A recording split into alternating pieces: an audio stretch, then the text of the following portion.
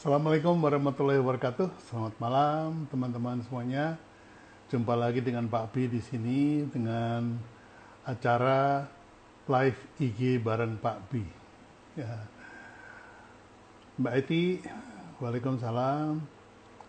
Ada Maulana Zakim, ada Bunda Suki, ada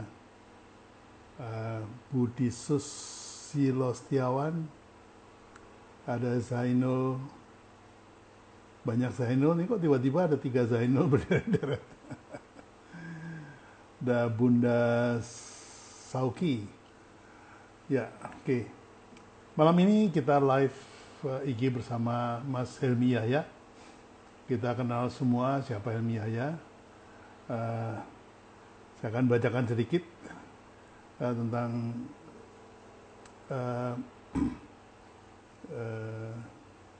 sejarah beliau. Helmi Yahya MPA AK adalah seorang pembawa acara televisi berbahasa Indonesia. Ia juga dikenal sebagai Raja Kuis Indonesia setelah Ani Sumadi karena banyak menelurkan baik kuis lokal rancangannya bersama tim. Lahir 8 Maret 862. Nah, ini baru ulang tahun. Kemudian pendidikan University of Miami, Politeknik Keuangan Negara STAN, saudara kandung dari Tantowi Yahya yang sekarang adalah Duta Besar Indonesia di New Zealand.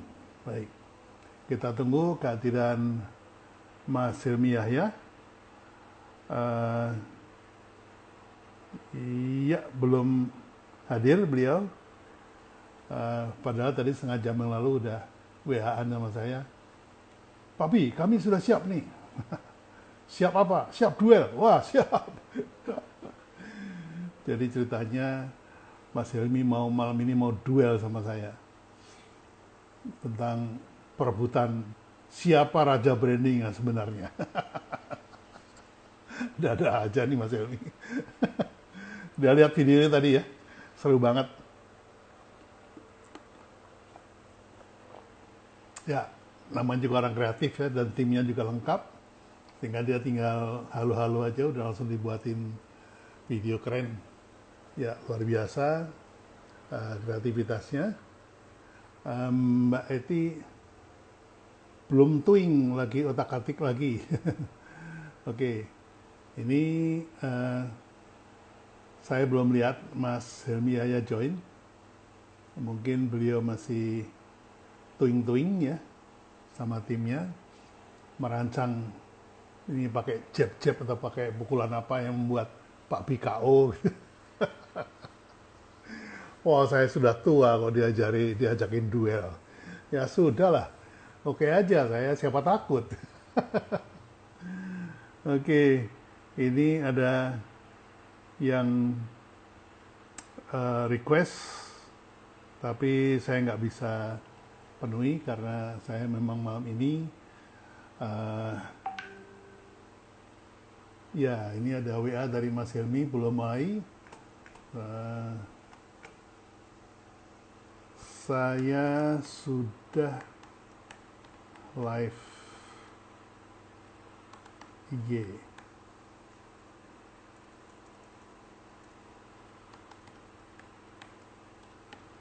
Tunggu Mas Helmi join lalu request live bareng. Oke. Jadi Mas Helmi barusan nanya, udah mulai belum? Nah ya udahlah. Cuman beliaunya yang belum mulai.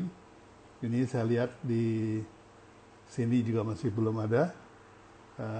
Beliau request. Kita tunggu. Ya nggak apa-apa. Nanti kalau waktunya kurang, kita geber lagi sampai jam 9. Siapa takut? Oke. Jadi Mas Helmi ini tiba-tiba ikut workshop PBB. Saya juga kaget.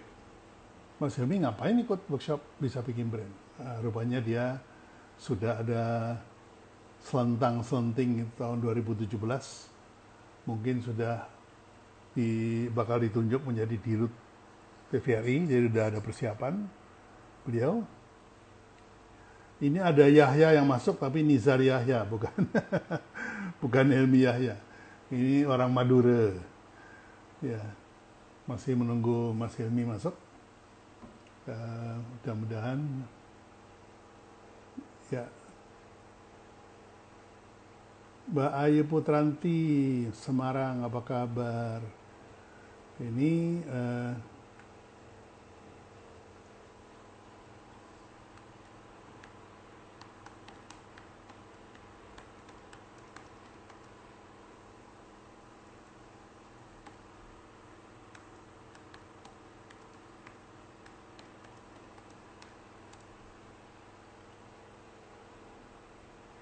ya, ini saya menunggu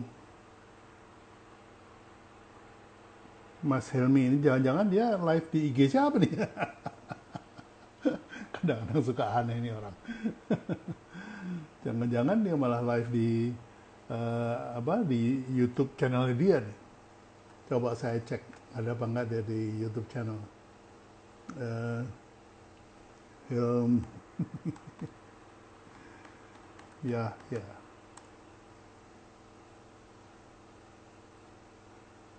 Oh enggak, dia enggak live di sini. Macam-macam aja. Oke, Mas Hilmi, saya tunggu.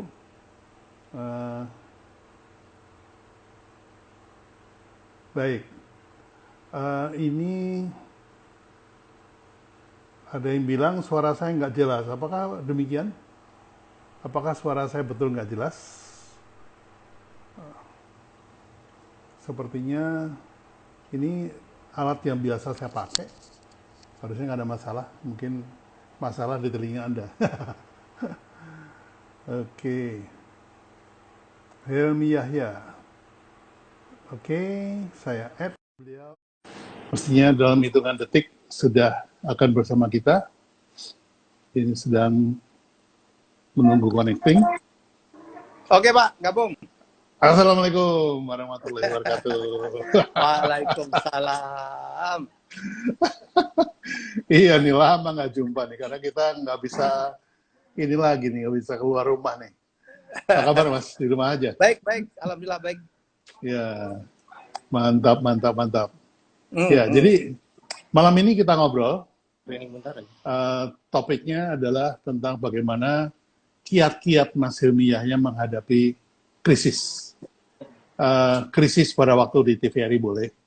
Karena TVRI itu kan krisis, multi krisis juga ya. Kayak sekarang ini juga multi krisis. Yang pasti krisis kepercayaan. Nah, di zaman sekarang ini juga krisis kepercayaan juga nih Mas. Karena ini boleh dikatakan semua orang tidak percaya sama semua berita. Jadi bagaimana menyikapinya, ini Mas Hilmi banyak sekali ilmu yang bisa dibagi pada teman-teman sekalian semuanya. Saya persilahkan sampai jam 8, jangan stop, bicara terus.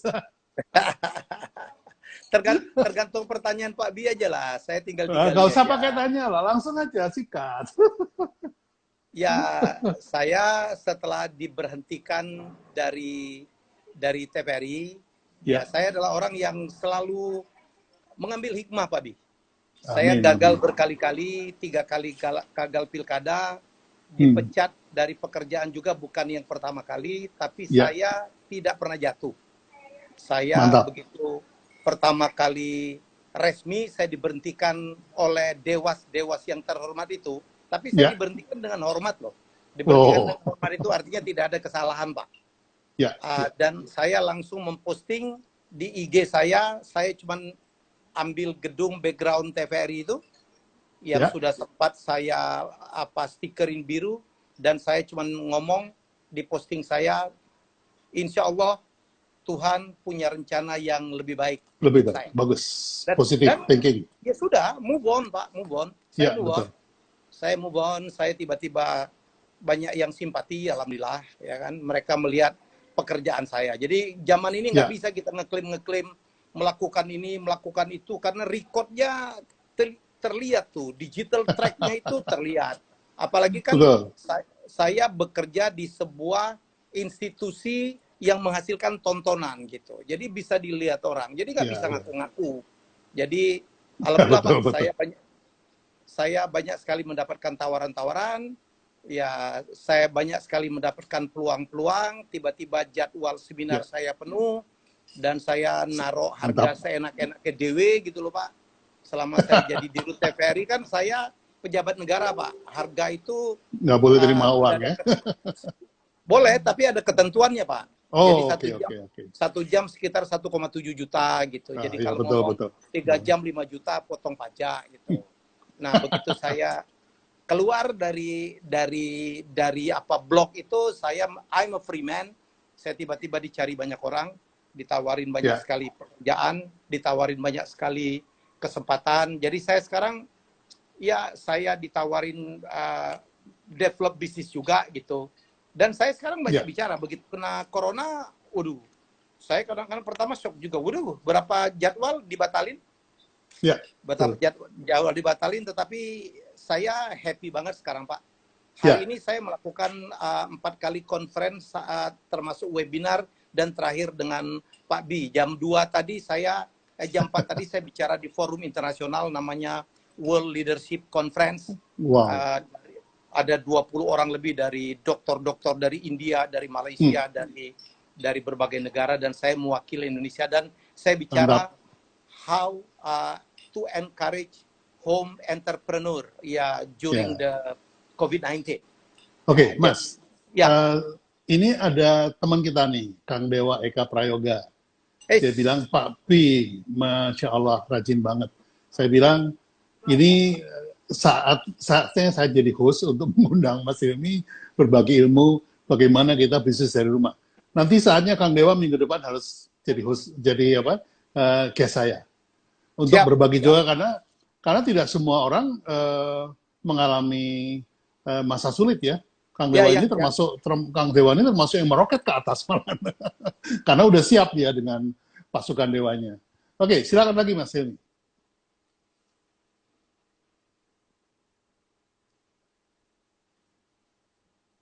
Oke, nampaknya Mas Hilmi sedang buffering. Di, ya, Ya, agak hilang tadi, Bang. Ya, Mas Bi. ya, Pak oke. Bi.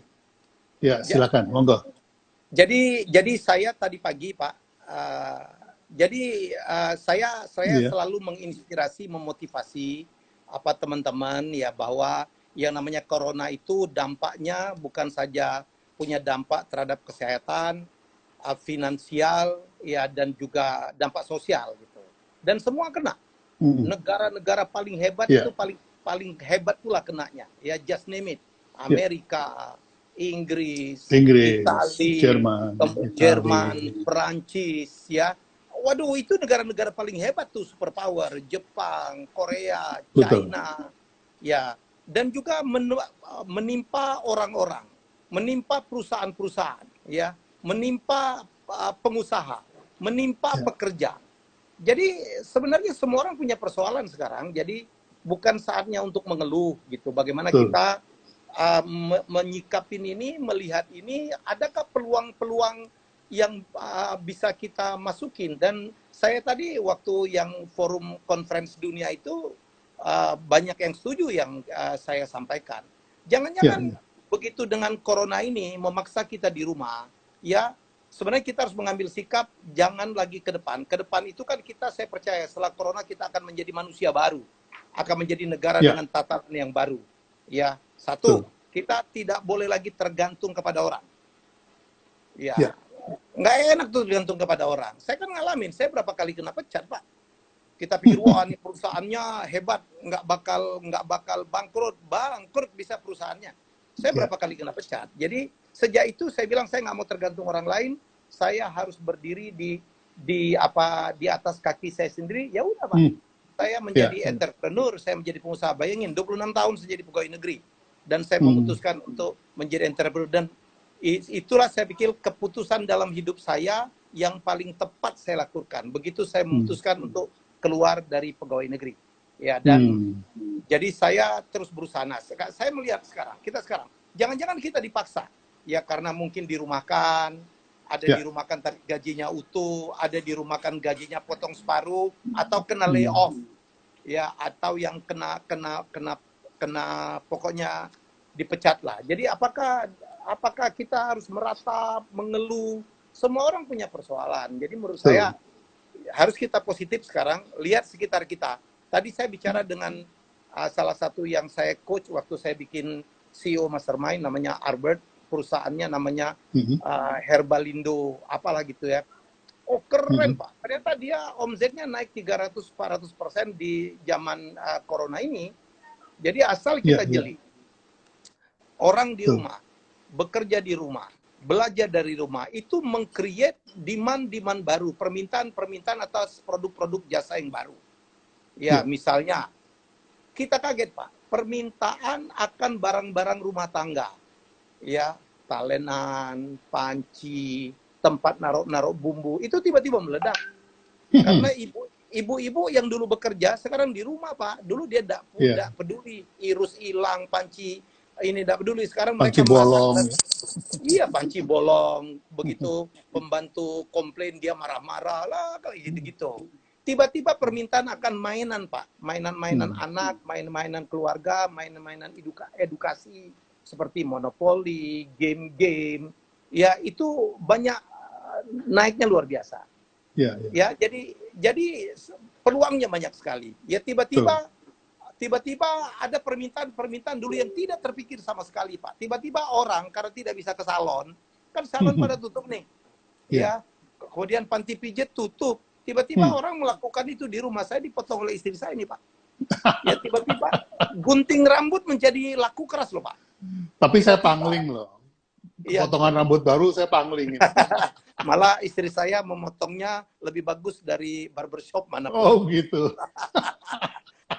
Dulu kan nggak peduli kita di rumah harus punya gunting rambut, Pak. Betul. Ya, sekarang beli gunting rambut. Alat-alat perawatan yang dulu kita tinggal masuk salon, sekarang tidak bisa ke salon karena harus physical distancing, social distancing, itu menjadi laku keras. Dan sebagian produk itu kan bisa dilakukan oleh industri rumahan, Pak. Di rumah tangga bisa membuat masker. Saya membina ada 1-2 orang pembuat masker, Pak. Suami istri. Dia sekarang bikin namanya Ferry, Pak. Dia bikin masker dari batik. Dia bisa gunting, istrinya jago jahit, Pak. Saya bilang jualan, don't worry. Kamu masuk aja ke Bukalapak, masuk ke Shopee, masuk ke Tokopedia. Itu nanti yang menjualkan mereka tuh. Ya, kan persoalan kita sekarang menjual, tapi asal kita tahu. Tiba-tiba temennya menantu saya menjadi penjual bumbu yang sangat laku, Pak. Karena sekarang ibu-ibu masak. Ya kan jurusnya sekarang udah mentok nih Pak, udah hampir sebulan kan. Tiba-tiba udah capek ngulek. Capek ngulek, nggak enak pula gitu. Jadi bumbu-bumbu. Jadi menurut saya tinggal bagaimana kita melihat peluang. Jadi di rumah ya saya pikir kita bisa nggak perlu give up gitu. Ya saya dulu Pak, sebelum saya jadi Dirut TVRI cukup banyak bicara tentang apa disebut dengan weekendpreneur. Weekendpreneur itu satu konsep dari Amerika. Di sana keluarga kelas menengah, Pak. Itu walaupun penghasilannya cukup, tetapi dia mengajarkan tentang entrepreneurship ke anak-anaknya yang tidak ada di sekolah. Ya misalnya dia bikin hotdog, dia jual ke tetangga. Ya, atau dia kadang-kadang ada keluarga yang menawarkan diri untuk ngechat rumah orang yang chatnya udah nggak bagus. Diajak anaknya, diajak orang-orang di rumahnya. Nah ini sekarang Pak, tiap hari weekend kita. Ya nggak harus nunggu Sabtu Minggu. Ya, jadi kita bisa melakukan itu. Yang bisa bikin pisang goreng, bikinlah pisang goreng. Yang bisa bikin bakso, bikinlah bakso. Bisa ditawarkan melalui medsos. Bisa masuk ke serius ke Bukalapak dan lain-lain. Nah, jadi menurut saya Pak, don't worry. Dan kepada para pengusaha nih, kan pada bingung nih Pak. Tiba-tiba ada industri. Saya tadi barusan jam 2 wawancara dengan Ron Mullers. Pak Bi pasti tahu Ron Mullers ya. Orang yang membawa Pizza Hut ke Indonesia, membawa Dairy Queen, ya yang punya Green Pub dulu Pak. Dan sekarang beliau bisnisnya itu Amigos. Ingat Amigos itu adalah restoran pertama yang dituduh disitulah terjangkit pasien corona pertama Indonesia. Betul. Dan dia punya juga Papa Ron's Pizza. Dan dia Ya. sangat concern karena restoran-restoran tutup, Pak Bi. Restoran Ya. itu mempekerjakan barangkali jutaan orang. Tetapi Pak, banyak sekali orang yang sekarang mencari terobosan. Dari Albert tadi pagi dia bilang, tunda dululah kita melay-off. Ya, itu adalah alternatif terakhir. Saya sangat respect tuh, ada beberapa pengusaha seperti Ana Avanti, seperti Ibu Nur Hayati, yang punya Wardah, Pak. Ya, dia tidak melay-off satupun karyawannya gitu, karena dia bilang, aduh, perusahaan saya dulu besar dengan mereka dan saya berusaha untuk bertahan. Ya walaupun tidak se-ekstrim itu, Pak, tapi kita masih bisa tuh. Jadi kalau bisnisnya mentok, barangkali kita bisa shifting. Perusahaan yang selama ini mengerjakan konstruksi yang dari papan, barangkali bisa membuat mainan-mainan yang terbuat di kayu, ya kan, membuat organizer, bumbu dan sebagainya. Jadi tinggal masalah ide, kreativitas, jangan pernah menyerah. Ya, jualan jangan khawatir sekarang. Jadi ada beberapa perusahaan yang memang mengkhususkan diri dalam bidang jualan. Jadi saya pikir itu, Pak Bi. Antara Jadi ada sebetulnya kelemahan yang menjadi kelebihan dari UKM. Ya. Kalau korporat itu, kalau mau pivot atau mengubah jalur bisnis, itu harus rapat dulu, riset dulu, kemudian tanya dulu sama ininya yang di luar negeri, partner luar negeri, pemegang saham. Tapi kalau UKM hari ini jual mie, besok bakso, lusa lumpia, nggak masalah. Jadi kecepatan itu. Iya. Tadi ada cerita menarik nih dari Albert. Jadi ada perusahaan, ada seseorang pengusaha ya kelas bawah, dia selama ini dapat duit dari Red Doors. Ya dia menyewakan ruangannya yang idle itu. Tiba-tiba sekarang kan nggak ada orang bertamu di Red Doors-nya dia. Akhirnya apa? Dia panggil karyawannya, dia punya ide apa? Dia jadiin ini, Pak. Dia jadiin salon foto dan membuat jasa untuk membuat flyer-flyer. Kan sekarang banyak ibu-ibu membuat produk-produk yang di branding, branding itu aja lah. Bakso di branding, somai di branding. Kan nggak semuanya bisa moto, nggak. Ya, betul.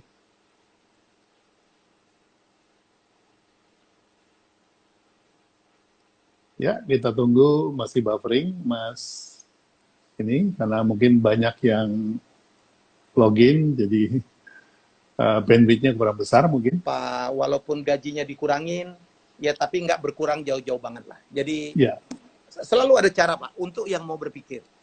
Ya, jadi saya berpendapat begini, Mas. Ya.